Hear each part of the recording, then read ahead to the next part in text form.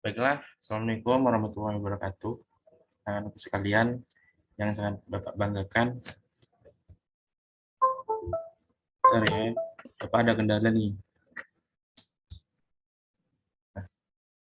Baik, pada pertemuan kali ini, pertama kali ya perdana kita bertemu kan. Nah, mungkin perkenalkan diri saya dulu. Baiklah, nama Bapak Muhammad Akbar Hakim. Adik-adik sekalian bisa panggil saja Akbar atau Pak Akbar gitu ya. Nah, kebetulan Bapak ini mengampu atau mengajar sejarah. Tentunya teman-teman sekalian tidak asing lagi kalau mendengar kata-kata sejarah ya, tentunya berkaitan dengan masa lalu gitu. Masa lalu itu untuk dikenang, kalau kata anak muda sekarang kan.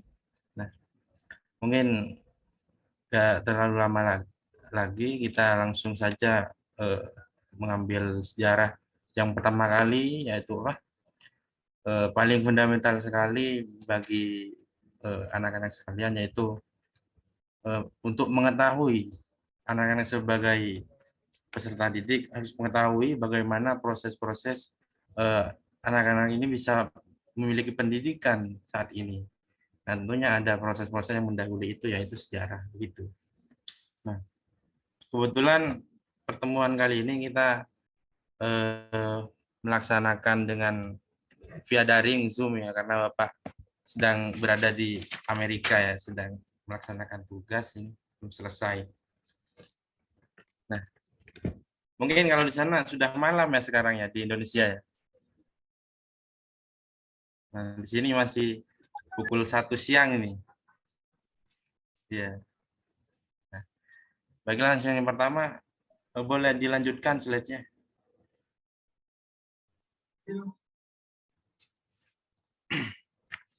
Yaitu pendidikan pertama kali ada di Indonesia ini. Kalau dahulu tuh namanya Hindia Belanda ya. Nah, pertama kali itu ada di Hindia Belanda, yaitu sejak era dimulainya politik etis. Nah, politik etis ini secara garis besar yaitu ada 3 kategori atau 3 unsur di dalamnya, yaitu irigasi, kemudian edukasi, dan transmigrasi. Nah, untuk yang nomor 2 ini, maka ini edukasi ini merupakan pendidikan pertama yang diberikan oleh Belanda kepada pribumi atau bangsa Indonesia. Gitu. Nah, tapi dalam prakteknya pendidikan yang diberikan oleh kolonial itu tidak seperti pendidikan saat ini ya, tentunya sangat beda sekali. Bisa dilihat dari gambar tersebut, apa yang bisa teman-teman adik-adik simpulkan dari gambar tersebut? Mungkin ada yang bisa ini. Nah, jika tidak ada mungkin Bapak sendiri yang menjelaskan ini. Nah, dari gambar ini kan kita bisa melihat bahwa orang-orang kulit putih atau anak dari Belanda ya, anak dari orang-orang Eropa tentunya duduk di paling depan. Nah, ini menunjukkan ya, ini cuacanya di Amerika sedang dingin nih. Nah, jadi sampai mana tadi Bapak? Oh ya, terkait dengan diskriminasi ya. Ini memang jelas ya terlihat bahwa diskriminasi pada era kolonial itu sangat tampak. Melalui pendidikan pun mereka masih menerapkan diskriminasi. Nah, kemudian hanya yang bisa bersekolah pada saat itu hanya orang-orang konglomerat ataupun dia keturunan dari keturunan dari kerajaan dan orang-orang kaya seperti itu. Sedangkan orang-orang dari golongan bawah itu tidak diperkenankan atau dilarang untuk mendapatkan ilmu itu.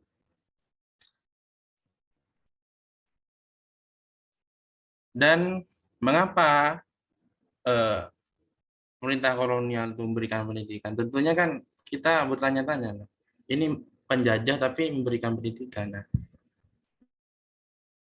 maksud mereka juga dalam hal kepentingan mereka sendiri, yaitu dengan menciptakan atau mencetak generasi-generasi pendidik atau intelektual, ya mereka juga ingin bahwa eh, sistem kolonialisme itu ditanamkan kepada generasi-generasi melalui pendidikan, sehingga generasi berikutnya itu menyatakan bahwa bisa memiliki pemikiran bahwa kolonial itu benar dan pemerintah Belanda itu benar, seperti itu. Nah, tujuan dari Belanda itu sendiri seperti itu. Nah, tapi pada kenyataannya bisa dilihat dari slide berikut selanjutnya.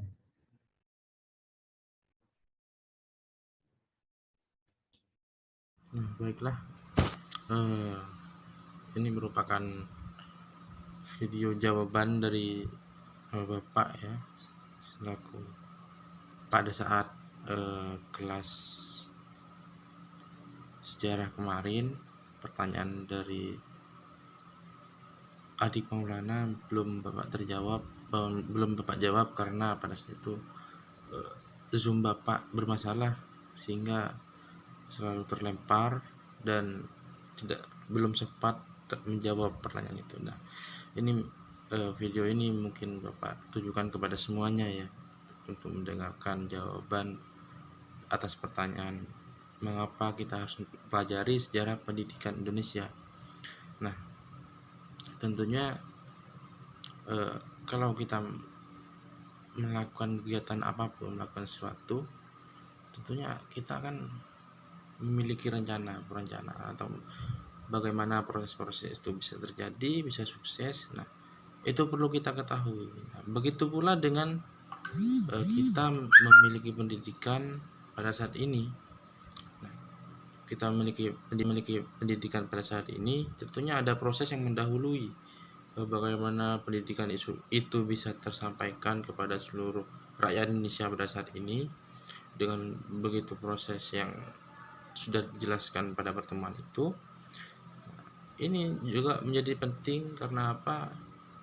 Dengan belajar sejarah kita akan mengetahui bagaimana cara melangkah kita ke depan. Lubang itu ada apa? Ketika kalau di jalan tuh lubang itu ada di mana, kita sudah tahu ini ciri-ciri lubang. Kalau akan ada lubang itu pasti mungkin ada air menggenang, itu